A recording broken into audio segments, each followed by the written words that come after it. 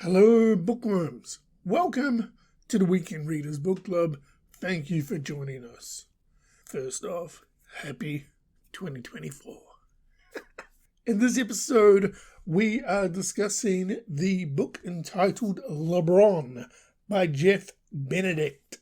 So, this story is our first deep dive into what I'm going to class as non-fiction. It's a biography written by Jeff about the career and life of one NBA superstar, Lebron James. We cover off a lot of stuff in this book. We cover off the announcement. If you're a basketball fan, you know what that is, the good and the bad. We cover off LeBron's childhood, his high school career, his accolades, Cleveland, Miami, Cleveland, and we end on moving to LA note. That's what the book covers over LeBron's basketball career. If you're a basketball head, you know that LeBron James is still playing for the LA Lakers, so it's not a complete history of his NBA/basketball career, but it is the history up until basically he signs with LA. This book is told as a story, basically, a factual story, bits and pieces taken from various interviews with LeBron himself that I believe, I don't know if Jeff's actually met LeBron to do any interviews on the book, but he has taken interviews that LeBron has done over his career by different media personalities and included it in this book. So yeah, it's very interesting. We've also got LeBron's Inner Circle. We touch on LeBron's family, his mother, his high school sweetheart, and his children, his relationship with team owners, media, and what he tries to strive for, a bigger picture for the LeBron James brand and the LeBron James legacy for not only being a player in the NBA, but just being a player of basketball worldwide. So I have finished reading Lebron by Jeff Benedict, and these are my thoughts in relation to the LeBron book. I was completely blown away by the way in which Jeff Benedict told this story. As I said, it read like a novel, like an actual fiction book. Chronologically, from, say, chapter 3 or chapter 2 onwards, we go from little LeBron as a child, and then we move forward throughout his career. There are bits and pieces that sort of tie back in different chapters to different things that happen in his past, but in essence, the book flows forward. The first chapter will tell you start off hot. You basically are in the decision.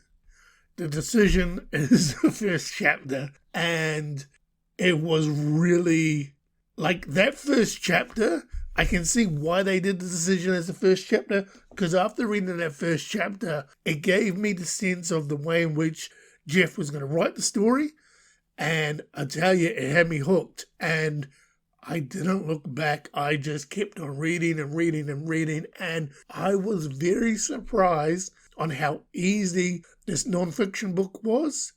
Yes, it did touch on LeBron's childhood, but we didn't get LeBron James was born 6 pounds, 2 ounces on blah, blah, blah day, and the day was sunny. We don't get any of that bullshit.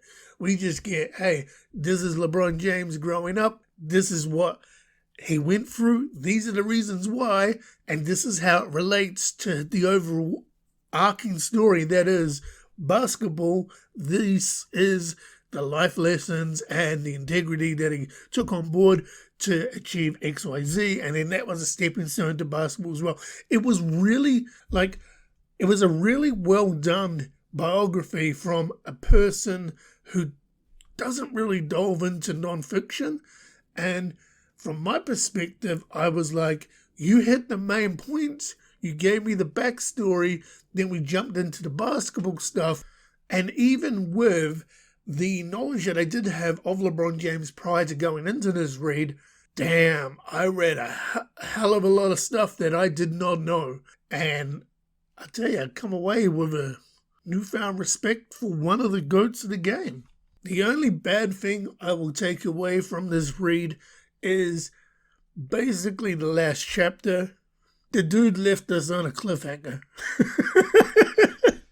And I say that because the way in which it ends, you're like, I know that, but damn it, we gotta get another book.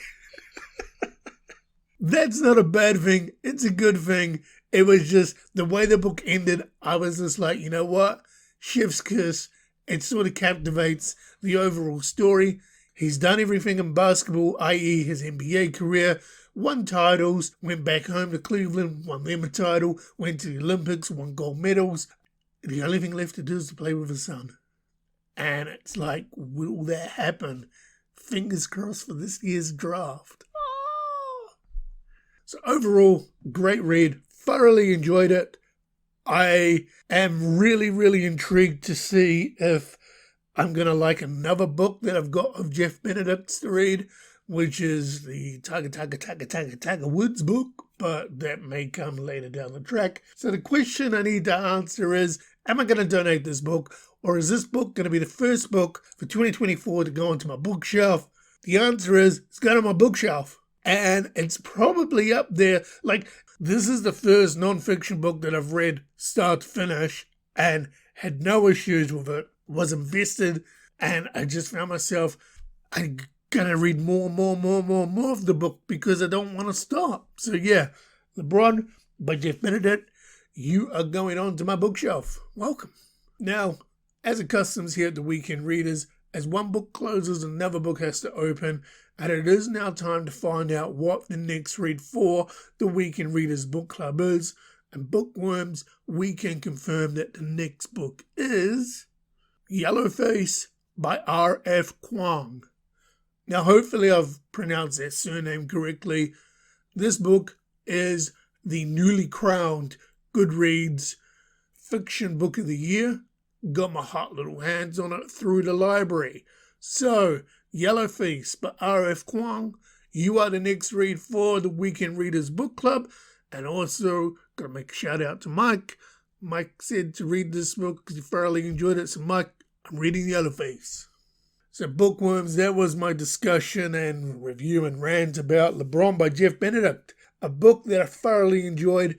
A book that I would highly recommend if you're a basketball fan and haven't read it and want some newfound appreciation to LeBron. I mean, I'm a basketball head, but I knew the overall story of LeBron. This goes a lot deeper, and it was very, very intriguing. So, yeah, great book. So, until next time, Bookworms, thank you again for joining us. And I just want to say, if you're new here, thank you. But if you're returning again for the 4th year, thank you again for listening. So until next time, Bookworms, happy reading.